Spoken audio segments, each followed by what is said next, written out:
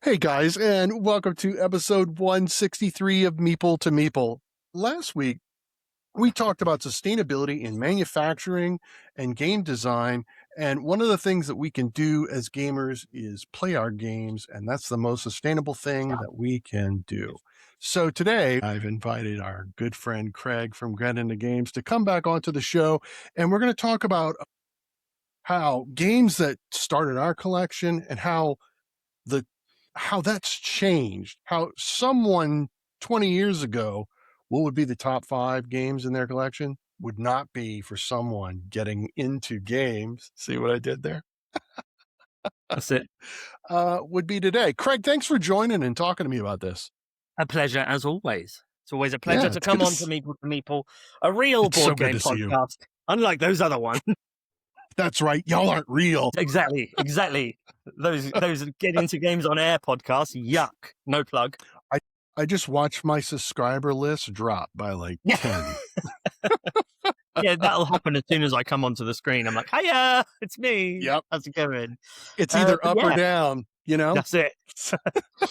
But it's a perfect topic, getting into games, Yes. collection starter. Like you just mentioned, when I started playing board games, I started with Pandemic and Colt Express and Camelot and King of Tokyo. People before that, like 20 years ago, like you said, it's Catan, it's Carcassonne, it's Ticket to Ride, it's all of those games. Now we are well into modern board game hobbies with massive Kickstarters with 2,000 minis and all of that stuff. So we're really entrenched into the hobby now, and a lot of modern board games are more widely available. They're all over the place.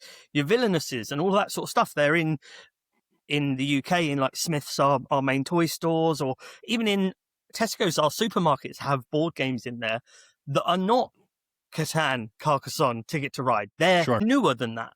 So when people are getting into the hobby now, what games are the ones that are bringing them into the hobby? Because they're not the same as the ones from 20 years ago. No, they're definitely not. And we're seeing the exact same trend here in the United States with our Walmarts and Targets. They're getting their own exclusive versions. Let's talk about Flip 7. Flip 7 just did a Walmart exclusive, Flip 7 with a Vengeance. Flip 7 by its own is a fantastic card game. And with a Vengeance, it's just different. But you can only get it at Walmart, which anyone who lives in the United States or visits the United States has been to Walmart. So it's a iconic, it's a mainstream store in the US. Flip 7 you can still find outside of those, but it's in those stores as well. That was a game I was thinking about right away when we were talking. Flip 7 is taking over the world. It's huge. And the Grinch version at Christmas, I can see so many different versions. The Flip 7 with a Vengeance, like you just mentioned, it's one of those games that is going to be, it's going to be, and it's soon going to be in the conversation of, I don't think it ever will be in the conversation against Uno. Uno still will be the number one for a long time. Sure. Purely for IPs and every version of Uno that you can ever get, and it's the game. Oh, yeah. It's so simple. Arguably, I'd say Flip 7 is simpler, especially for younger gamers to play, or people that don't have any idea about modern board games or board games in general. It's such a simple, straightforward game. But that's taking over the world. The fact that even in the UK, it's a funny one, because evidently when Flip 7 first came out, it had the enormous nesting box sized box for Flip 7, and now I have that version. Yep. Yeah. Well, and now it has, and I was one of the people that were, when I first got Flip 7, I was the, why is it in such a big box? This is a complete waste of time. I understand you put it on the shelf, you need it to stick out, but my gosh, this is really annoying. Yeah. Then they made it in a smaller box, but the smaller box is one of those flippy lid ones which actually get ripped and fall apart. So I need a lid for my box. But I've seen lots of people have put Flip 7 and Flip 7 with a Vengeance side by side in the big box, and they both fit nicely. So that's always good. Yeah. But I think, it's just a great game. And but in the UK, in Waterstones, there's a Waterstones exclusive version of Flip 7, which is Flip 7 Deluxe, which is actually just the Flip 7 in the massive box. And I think the cards are foil. But it's Well, basically a repackage of their giant box because they had giant boxes left over, I think.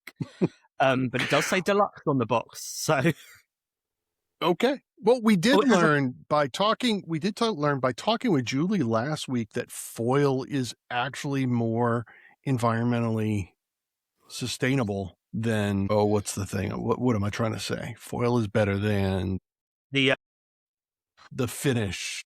yeah. The spot, So this for shiny. yeah, that Spot UV. shiny. Yeah. Yeah. UV film foil, spot whatever UV. it is. Yeah, something like that. I think what's Gamers, we know what we're interesting. talking about. No, of course we do, right? Yeah, I've only been doing this podcast for 4 years. I know what I'm talking about.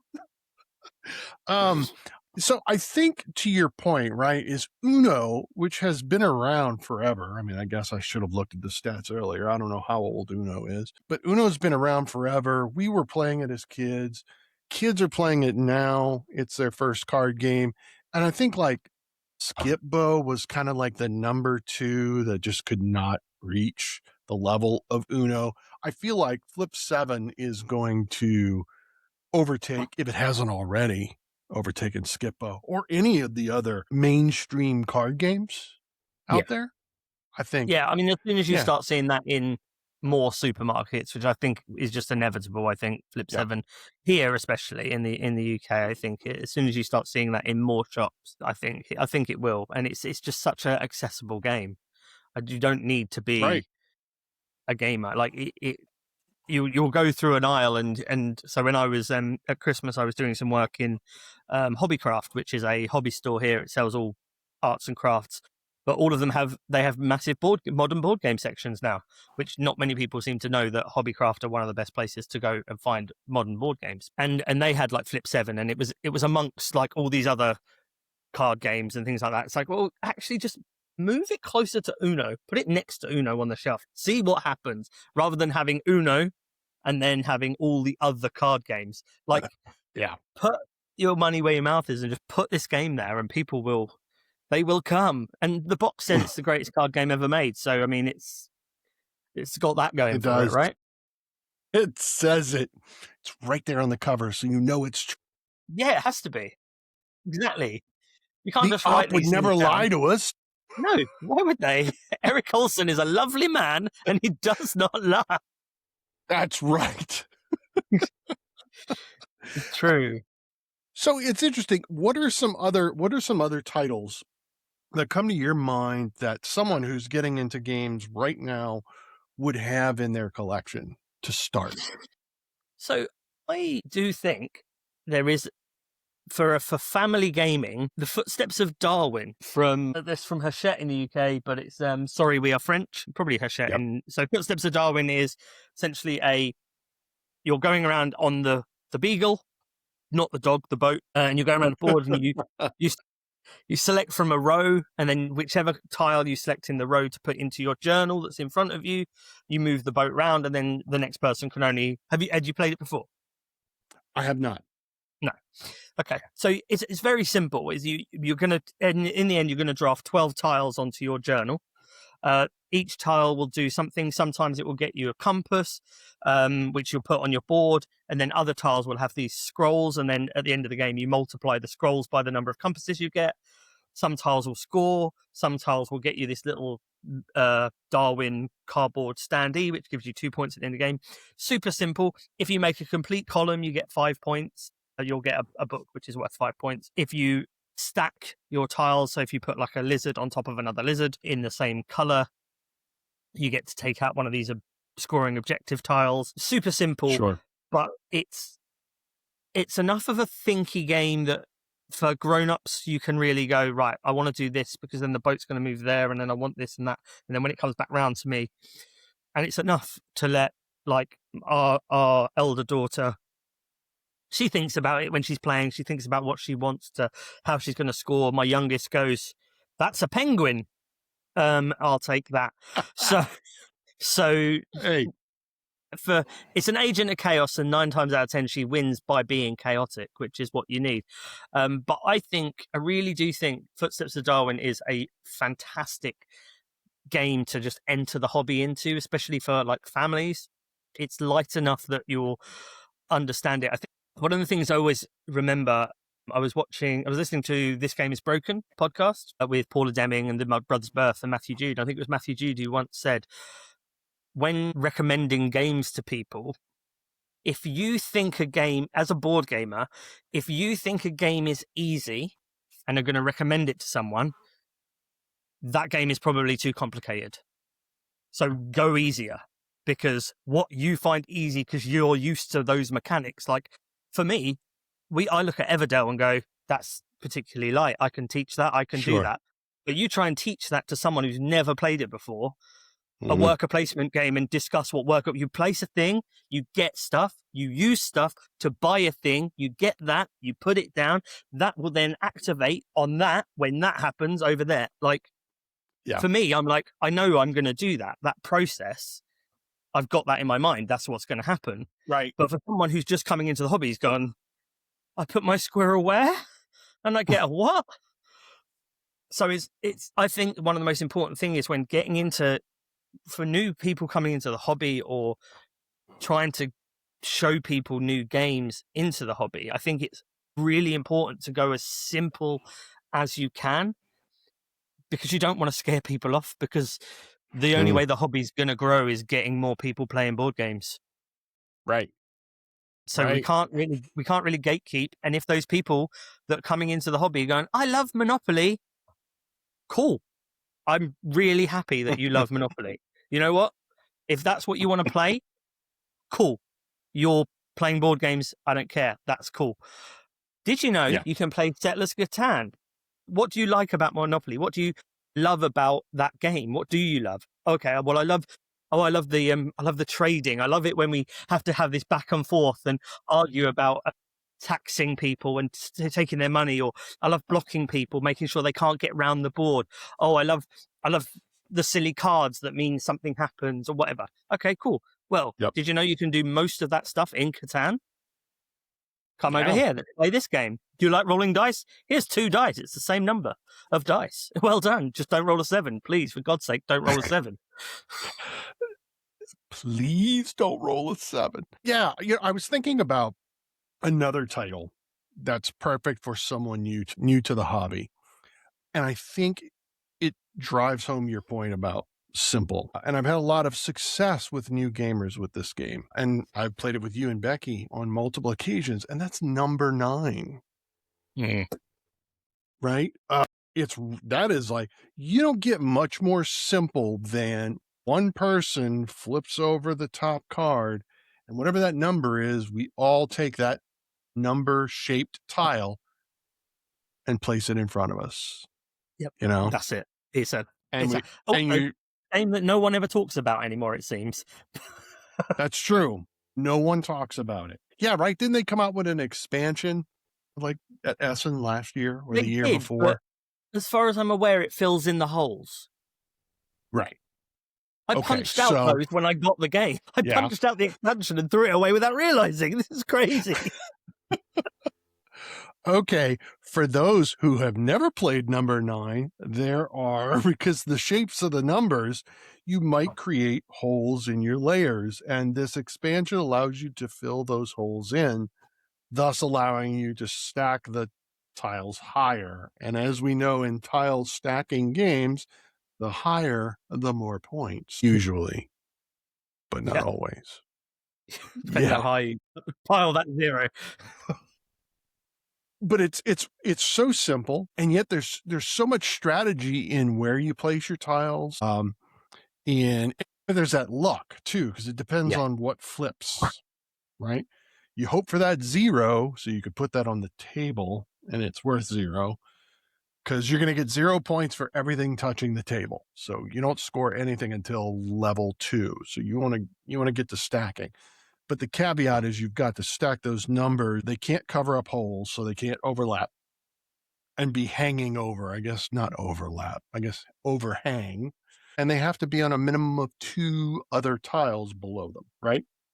So it's that simple. And as Craig can testify, my wife is unbeatable in this game. Yeah, absolutely. Yeah. You know? So one would think, especially after, because we play this game virtually on Yeah. the interwebs. I'm sitting right next to Katie. Just do what she does, and I should score the same, but I don't do. But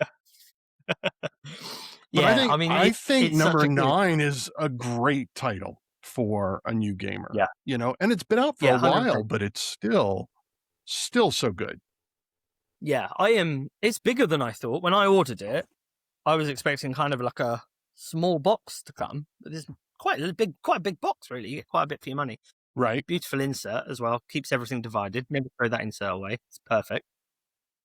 That's true. But yeah, it's such a good accessible game. Again, it's a puzzle. If people enjoy that brain teaser, that puzzle, like I've got to put these things together. It's like the old like Tangram puzzles, isn't it? Essentially, where you're trying to join things together to kind of fill up as much space as you can. But obviously, with this one, you've got an extra layers because you're trying to build higher so you can score more points. Yeah, perfect game. Really, really nice. Kind of getting into the hobby, getting into that puzzle, getting into your brain really working, and which is what you want from board games. Really, you want your brains to be exercised. Sometimes you don't want your brains to be exercised. I like to have a little bit of a puzzle when I'm playing a board game. I like to think that what I'm doing is a complete mistake and everyone's going to beat me. Yeah. Yeah, I say I like a puzzle, but I don't know that I'm very good at it. Or I'm good at it. I'm just my wife's better at it than I am. That is probably more accurate to say. So let's see. You talked about a Catan back in the day. You talked about Pandemic being one of your first ones. So Pandemic's a cooperative board game, and I still think it's got relevancy and it should be in everybody's collection. Is there an alternative cooperative game that you can think of that is simple enough yet engaging enough for a new gamer? I think there's co-op's an interesting one because I think there is. I don't know if necessarily anything has truly topped the experience that Pandemic gives you. However, I don't want to play Pandemic with more than 2 people. Okay. Because I feel like with 2, you can have a really good discussion. Maybe with 3, but as soon as you start having a bit more than that, the quarterbacking starts. Well, you just do that, and then you're playing a solo game, but I'm moving the pieces for you, kind of thing. I personally, one I really like, which I don't know if it's really a getting into one, is if I wouldn't necessarily, a new gamer would be the art project that I really enjoy. I know you don't love it as much, and that is absolutely fine. It's okay to be wrong. But I think it's a bit too complicated as far as like the negotiation side of that. It can get a bit confusing, I would say, for newer gamers. I'm trying to think what cooperative. That's There's a lot of truth while you're thinking about a cooperative title. There's a little bit of truth to that, right? So in reality, the podcast is a perfect example. 2 voices is perfect. A third voice, the harmony and synergy is still there if you have the right personalities. But and Gareth and I tried this when we were starting out on the podcast. When you get 4 voices, and I think there's an episode where we had 5, it's a nightmare because you're talking over each other. It's part of the reason why virtual corporate meetings, Zoom meetings, don't always work, is because everyone's talking over each other, and you run into that problem with a cooperative game. But I still believe that cooperatives can work. And it also seems to be a type of game when I talk to people, either folks who are interested in teaching their kids how to work together or just new gamers in general, they're surprised that cooperative games even exist. Because it's still, that's what breaks me. It's like, yeah, this is a very real thing and you can be a part of it. So you're going to play this game that Craig's about to talk about. Yeah. I think, especially from a family point of view, a really good cooperative game is Chronicles of Avil from Rebel Studios EU. Tell me more. So Chronicles of Avil is not only is it a good cooperative game, I think it's a good if you want your kids to have an imagination and really get into like a role play kind of thing. It's like a moving into D&D slowly. So essentially what you're doing is you'll have a hero, but you're bored. The first thing you do and the most fun thing you do is you get a sheet. It's a pad of male heroes or female heroes, and you tear off the top and you pass it round, and then you design your hero and you do some colouring in and you do some arts and crafts. Oh. You actually design, colour in your person. You can do whatever you want to them. They're essentially going to mostly look the same, but you can add a beard here and there and do some funny things with hair and stuff. But you colour it in, you design it, it's your character. You then name your character. You can either do the rolling the dice and getting it off of a sheet, 2 spaces, and you do that fun way, or you can just make up a name, call him Fred, or call her Lorraine. And so you have a hero. And the board's like a double layer board, so you put your sheet in and you put the lid on the sheet, and that's it, your character's done. Then you put these wooden hearts down, and you have a satchel, you have a bag, which is double layered, so you have a bag. And this is the cool part. It's all cool.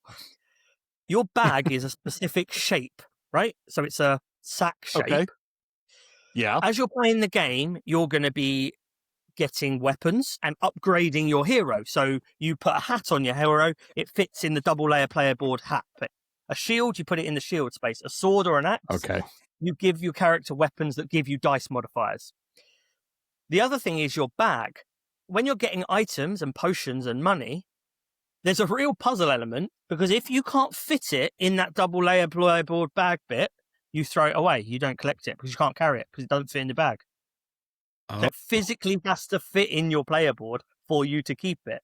So you might go, I really need money, but I can't fit that money in, but this potion is going to be really helpful. If I take the potion out, I can put the money in. So there's a lot of choices. You might have a second helmet that's taken up loads of space, but that helmet might help you when the boss battle comes. So essentially what you're doing is it's modular. So there's tiles face down. You go out with your meeple, you explore a tile. It might have some monsters. The monsters come out are little tiles as well. They'll have health. You'll have to try and beat those. And you've got this like moon cycle board that when it hits a certain round, the big bad monster in the base game, it's just this weird volcano monster that's made of cardboard, and it's a huge, great thing. And you're trying to protect your castle. The monsters are all moving forward, a bit Castle Panic-esque. They're coming back. That's a great choice as well. I'll come back around to that one. But the monsters are coming down, and if you get the monsters come into your castle, the game's over. If the big bad, you've either got to beat that big bad before anything gets into your castle at the very end of the game. So there's a real mix of finding resources, building walls, building traps, and getting rid of the monsters because you don't want them getting too close to your castle. It's really cool. We were lucky enough as well to get the expansion for it, which has got loads of different types of big bads. So the different monsters that you'll face at the end makes it, essentially it's the same game because the tiles are there, but they're always modular, so they're always in different places. They're like the hex tiles in Expeditions that you flip. Interesting. It's really cool. And arguably, it can be played with adults. I don't see why not. Obviously, we're grown-ups. We like colouring in too. We like stickers. We like colouring in. Yeah. That's it. Yeah. But yeah, absolutely. That's my choice. That's a good choice. That's a really good one. I was thinking about, and you and I talked about it just briefly. So just to move to a different mechanic genre, something that might be new to a new gamer. Another game that's relatively new. No one's really talking about it. I'm noticing a theme here, as that seems to be coming up in the title as you and I are talking about. Yet it's still simple, although it's a little bit more complicated than number 9 or Flip 7, and that's Guardlings. And I know you had not heard of it before I talked about it. So Guardlings is interesting. It's for seasoned gamers. It's similar to Quacks in that you are building your bag by purchasing better pieces to put into your bag.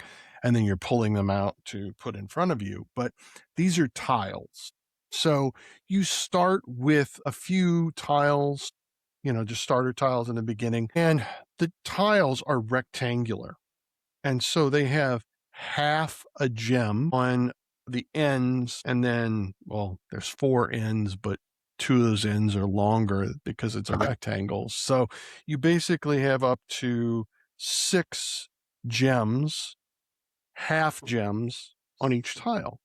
So you pull a gem out, or you pull a tile out of the bag, you put it in front of you in your garden, and then you pull another tile. And this is all simultaneous, very similar to Quacks. We're pulling them out of the bag as fast or as slow as we want.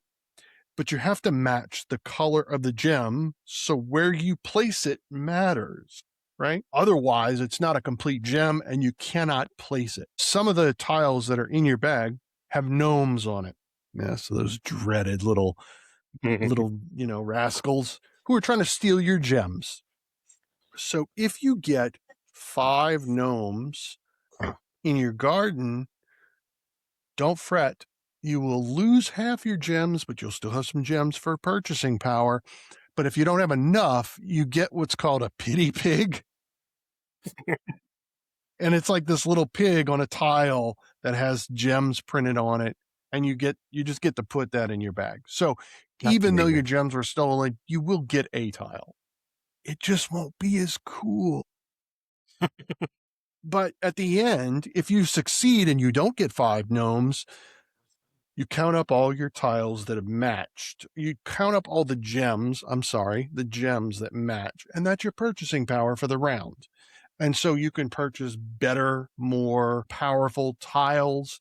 The tiles, the people, the images on the tiles have different abilities and different powers that let you get more gems or get more coins to purchase gems or to get another tile, et cetera, to knock out a gnome that's facing you. But at the end of the game, it's whoever gets 20 gems and is able to, although you're not really purchasing anything, you're purchasing victory. It's like, I just need 20 buying power before you. I win the game. So it's also kind of a race, right? But again, it's simple. Pull a tile out of your bag, place it in front of you, match the gems. But there's some strategy in how you place those tiles in front of you that games like Quacks doesn't have. You just pull out until, you stop or you bust with the little white cherry bomb tiles, and you're just going in a row. This one, yes, you can stop early. If you've got 4 gnomes out and you don't want to risk it, you could do that. But where you place them in front of you is just as important as the tile that you pull out of the bag. And that's it. And it plays up to 4. If you want to play more than 4, you buy another copy. And this is what they say in the rules, because the box is big. It's that standard 13 by 13, but it's really thin. It's not a thick game because there's not a lot of components. There's tiles and coins, and that's kind of it. But it's a lot of fun. It's quick, so it doesn't take up a lot of time, which new gamers do concern themselves with sometimes too, because you got table hogs and time eaters are probably the 2 most intimidating things to a new gamer, I think. Yep. Oh yeah, 100%. 100%. Those massive footprint games, it's sort of like, whoa, okay, that's kind of scary. Yeah, I'd agree with that. Yeah,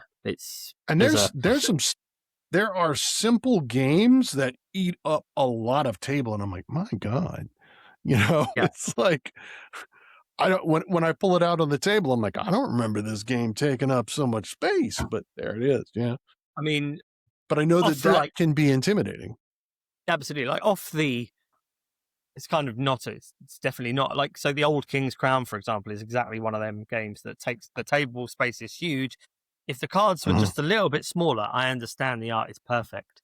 So you want to display that art. So those big tarot-sized cards are perfect, but they don't need to be. They're just cards.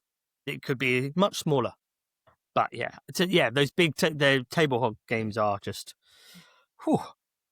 Everybody's going to have massive tables to play board games nowadays. So I Yep. agree. But yeah, I think that game sounds really good. I really need to get a copy of that or play a copy of that because it does sound It fun. it's a lot of fun. Doesn't take up a lot of space. You could play it with the girls. It's, I mean, it's not a complicated game, but it's very strategic, Yeah. so Nice. that's worth it. Yeah. Is there anything else that you think a new gamer should have to start their collection? There's always space for a good old roll and write. And Always. on average, there's about 3 roll and writes available, I think. There's not many in the world. They haven't made many. Nope. I know Not at all. they're rare. I don't know why game designers don't think of more roll and writes, right? They really should. So I think, well, let's go flip and write or roll and write, verb and write, a good verb and write game. I believe the term is X and write. X and X and write. write, yeah. Flip, roll, do something and write. I really like Welcome to. It's a game I don't own, but I love. I think that's a really accessible. Welcome to the Moon, I do not like. I do not enjoy. It's too much in a box. No. It's everything in a box. It's sort of like, okay, I don't want this much. But one I really enjoy, again, that no one talks about is Dungeon Academy. So Dungeon Academy is talk about that. It's a little box. It's a little box dungeon. You basically get dealt out a hand of. You choose a character. You'll get a character given to you, and they might be like a barbarian or a wizard or something, and they'll have hearts and they have like magic.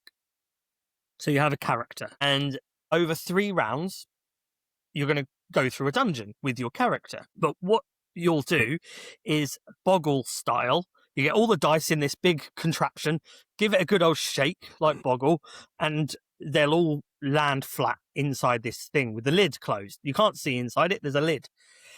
Okay. You will have a map. Okay. And it is a grid in front of you of just squares. So you will be following the grid that the dice are going to be in a specific order.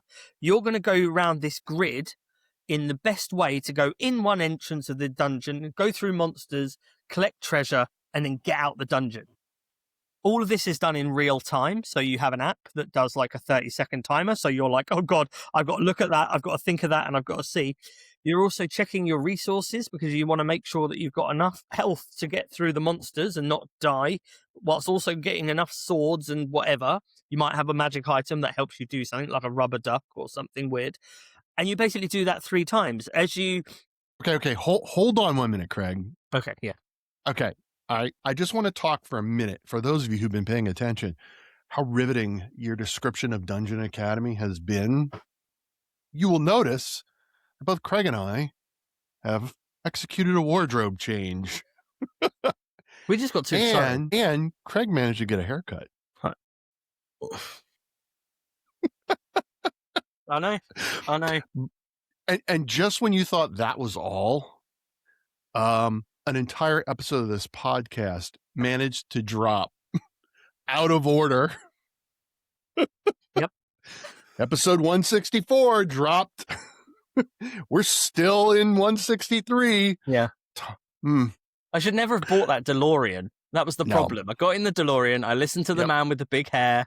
It all went wrong. I lost my hair. And it went mad.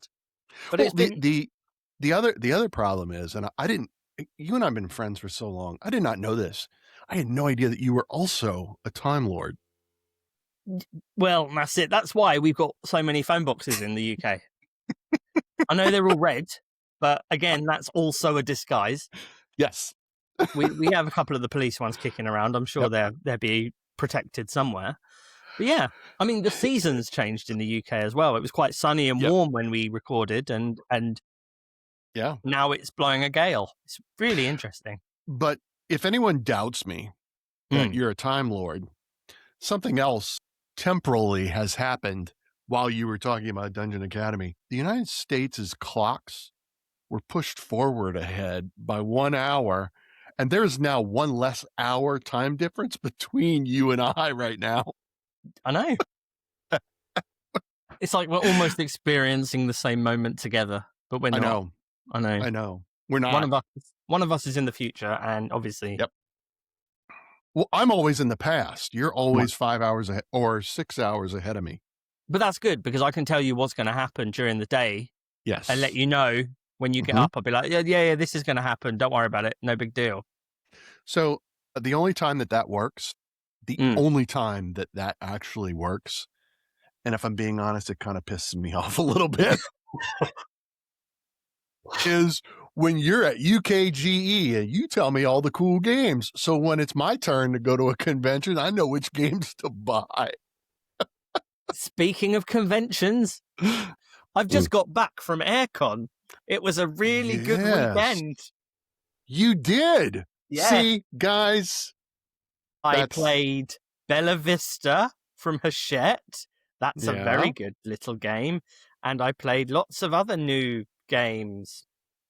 And you And I saw lots of other things. people, And I bet people. I saw people. people. Were they at tables playing board games? They were all playing board games at tables. It was weird. Wow. And I went and got poutine fries at the food trucks. Oh, yes. And some wood-fired pizza. Yeah. Nice. Yeah. It was a lovely weekend and a very nice drive. Okay, so that's how, first of all, proof, if anyone ever doubted that Craig was a Time Lord, or that Craig's in possession of a time machine in the form of a DeLorean, there's your evidence. The other thing, too, is it also talks about, just to bring it back home, how riveting your description of Dungeon Academy was. I know. Is. Yeah. I kind of broke the internet.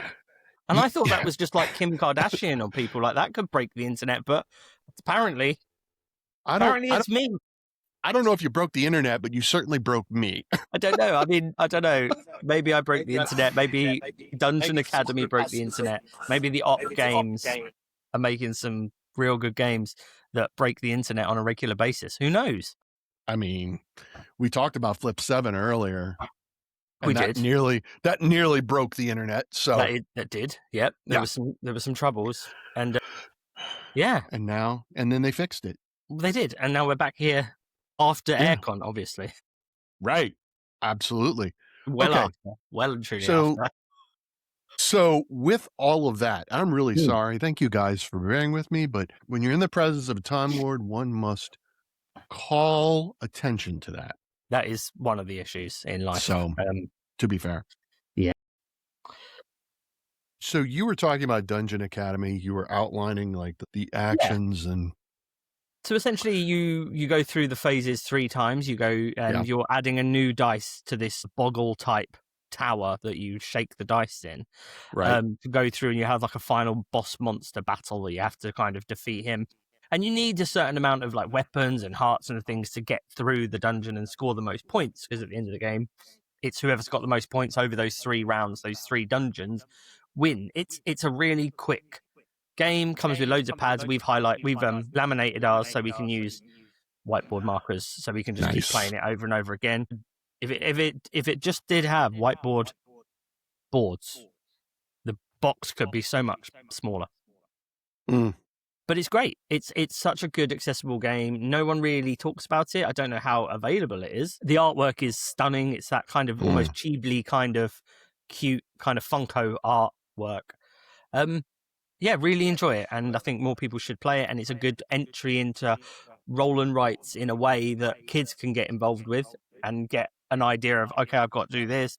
It's a good way of getting into like real-time games, because you have a time limit to do it. You have to do it. So it gives you that tension. Gives you a bit of resource management, making sure you know that you can get through the dungeon without running out of hearts and being able to use your spells and cards. And yeah. Oh, yeah, sure. Yeah. That's cool. I've never played Dungeon Academy, and I don't know that I have seen it on the shelves in game stores. Not recently, anyway. So I'm going to have to be on a lookout for that, because that sounds lovely. Yeah, it's been around for a while. Must have had it for about 3 or 4 years now. Okay. So it's been about for a little while. Yeah. I like that. That's good. Okay, Dungeon Academy. So I think we should move past that before you try any more temporal. Yeah. Don't. No more temporal shenanigans. Okay, I'll try my best. I can't promise anything. Sorry, viewers and listeners. I can't promise anything. I don't know what to tell you. But also, I'd like to point out, if you're not watching this, I did get a shave, so I'm a lot cleaner than I was when you were, yeah. Very So sharp, very dapper. I don't often look dapper, but when I do, I find myself tripping over words because of what I get to look at. And if you're listening, you need to get onto that YouTube and hit subscribe because yes, you wanna see PJ in all his glory. Honest. you do. You do. You absolutely do. So we've covered like a lot of games. One that I wanted to, kind of a genre I wanted to talk about as a good candidate for new gamers coming into the hobby, which is also a game no one talks about much anymore. And that's the uniquely two-player games. Yep. And I was thinking a lot about Agricola, All Creatures Big and Small, which is the two-player version of Agricola, which everyone talks about, everyone knows about. I think it's close to 17 years old now. Mm-hmm. But it is by Uwe Rosenberg. And I think what I like about the two-player version, All Creatures Big and Small, is it focuses on what is my favorite part of Agricola, and I think most people's part, and that's like the animals. Mm. So you're not really, and it's an introduction to worker placement if you're Yep. new to that. So you definitely get that. And it's that farm theme, which is popular in video games. If you're not really big into tabletop gaming, but you are video games or app driven games, this might be a great game for you and your spouse or significant other or whatever Yeah. to get into games, right? That's it. So yeah, I think you've got like ore and I think there's wheat, but in terms of like crops, that's kind of it. It's all cows, horses, pigs, and sheep that you're trying to collect and put together in pairs so that they will reproduce, so that you'll have more of them. But it does this interesting scoring at the end of the game that you you're starting to see a lot more now, and that's so you take your largest group of animals and they don't score anything, right? Mm. Your second largest group scores a certain amount of points, and then your smallest group scores. So having too many sheep and not enough cows and horses could result in a negative score. And so it's really interesting. So you're wanting to gather up the animals, but not too many, Yeah, you that's know? cool. And it's really cool. You can, and in classic Rosenberg style, like all of his games, you have extensions to your farm. So you got your player mat in front of you, but there are extensions that give you more spaces to build in your farm. You can do that. He does that pretty much Yeah. standard in every one of his games now. And classic wooden pieces. So, it's just a lot of fun, and it focuses on, to my mind, the best part of Yeah. Agricola. Have you ever played the two-player version of Agricola? No, No? I've just played I've played Big Agricola at 2-player. Right. And it doesn't play well at two. Not really. No. It doesn't really. And this does, because it's just, there you go. Yeah, there are some great 2-player. I think that's a really good. I might have to look into that one. I haven't played Yeah. it myself, so I might have to do that. But yeah, there's some great games, especially 2-player Yeah. games that don't seem to get a huge amount of love, especially Yeah. given those intros into worker placement. Things like Targi as well is a really good one to. I thought about Targi as well, but you're right. But I thought this was a good game that Yeah, could 100%. get new players into the hobby and introduce them to two-player exclusive games, which when I got into the hobby didn't even know existed, and also worker placement, which if you're new to the hobby, you're not familiar with. For those of us who've been playing games for a long time, we know Rosenberg's games, we know worker placement, we Yeah. know I Agricola. suppose to an extent we're getting to that point now in the hobby as well, that now that there is about roughly on average, I mean, this is probably the exact 8,743 dual games now of games that already exist. But Yep. thinking about that is actually the dual games might be the best way to get people into the hobby in a way, because if you are new to the hobby, you're going to probably play with a friend or a significant other or blah, blah, blah, blah. And you'll be playing at 2-player predominantly. So maybe you'll go, actually, let's try this King of Tokyo Duel or Splendor Duel. Let's try this Agricola, All Creatures, Small and Big. Yep. And then when you go, we've been playing loads of board games together, and then you get your friends together, you can go, Yep. oh, well, we've played this 2-player version of Agricola or King of Tokyo or Splendor. Why don't we look into the big version? So where we as board gamers might be getting a bit of a fatigue of another dual version, do we really need another dual version? People new to the hobby are going to be seeing dual versions as the norm and going, oh, so there's a 2-player version and a big version for big people. Not that that's what the big version's for at all. I know board games, honest. I've played one. As a fellow large person, they're for big people. Yeah, exactly. I can't walk around with a piddly little box. Have you seen the size of me? Yeah. I'll probably eat it. There is not a board game box that could fit me, right?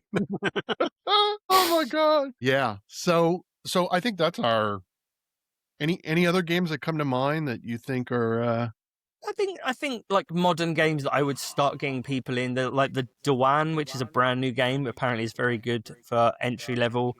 Rebirth, a game called Ape Town, which is very similar to Rebirth, I would suggest. Okay. Those kind of get Fromage. They might be a step up, but they're a good gateway in for very, very new games that are kicking around nowadays. But I think that the thing is we're sport for choice, aren't we? Wasn't it Essen alone? There's like 2,000 releases at Essen. Like, that's madness. Yeah. Just madness. And on top of that, there's a massive environmental crisis going on globally, and we really need to focus on sustainability. Yeah. Go see episode 162, where we talk about that very thing. Something came up in that episode, and I'm assuming that you watched it or listened to it. It was something that Julie brought up, my guest in that episode. She talked a lot about they're trying to get game designers and publishers to reduce the plastics. Now, I don't know about you, and I'm interested to get your take on this. Do you feel as though board games, brand new board games, have too many of those plastic bags? I find that a lot of companies don't put many in the box. And luckily I have, because I think you get some where you get an overload of plastic bags and you're like, I don't need all of these plastic bags. Why have you done this to me? And then you'll get some, I'm not mentioning any names, board and dice, that don't put any in, and you literally end up with a box of, and there's no divider either. There's no insert, there's no bags, there's no nothing, and you have component soup. I remember that, not mentioning any board games, Tarleton, I got that, and I punched it, and then realised I was in major trouble. But luckily, those games that had excess amount of plastic situations, I could use them. I don't mind a plastic wallet because I'm not throwing them away. Okay. And I have a bag, it's literally next to me, a bag of bags. Yeah, I do too. In fact, I have a whole shelf right above me that's filled with bags of bags. The biodegradable ones tear really quickly. As soon as you open them, they rip. And kind of like, I get it. You're trying to save the environment, but if I want this bag permanently in my box, eventually it will go. I understand that. It would be better to have cardboard boxes. It would be happy to have Daybreak, where they essentially have Chinese takeaway pots. It would be better to have that kind of thing. Yeah. But it's all cost, isn't it? It's more cardboard to make an insert, or those plastic little bags that I have an abundance of. At the moment, I've not needed to buy any. Right. But then we get to the point as well is sleeving cards, all of that sort of stuff. People sleeve their cards religiously, then all your board games are just covered in plastic. Hello, I am Craig from Meeple to Meeple podcast. I'm taking over the podcast from PJ. I'm now in control of the podcast. And I want you to remember to follow Get Into Games on Instagram, on TikTok, on YouTube. I've got some great videos out there on the YouTube. I also do Twitch streaming sometimes, and that's good fun as well. We have a podcast called Get Into Games on Air, which releases every so often also, and you can follow me there as well to get listening to the podcast. Wow. That's me hijacking. I just hijacked the podcast. Yeah, you have hijacked the podcast. My browser doesn't have enough storage That's what the Oh. problem. That's what it says. Anyway, So but I think it says on mine that you're recording. You're I am back to recordings. yeah. Sounds good. So quick wrap up. It used to be that Catan, Carcassonne, Seven Wonders, Ticket to Ride, those were the collection of intro games. And Yep. now we've outlined, we've got cooperative games and 2-player games and worker placements, and oh my. Yeah. Yeah. So much choice for you. So much choice. And we discovered that Craig is a Time Lord in possession of a time machine. Holy cow. And I might not have broken the internet again. Who knows? You'll never know. You'll never know. It's true. It's so true. Well, Craig, thank you so much. Thank you for having me. Yeah. This many times. Episode 163, Chaos. Yeah, that's it. So guys, don't forget to like and subscribe. The question is, what is your favorite gateway game that gets people into the hobby? Make sure to comment if this episode ever drops and makes it. It will. Yeah. So thanks for listening. As always, be kind to one another and let's play more games.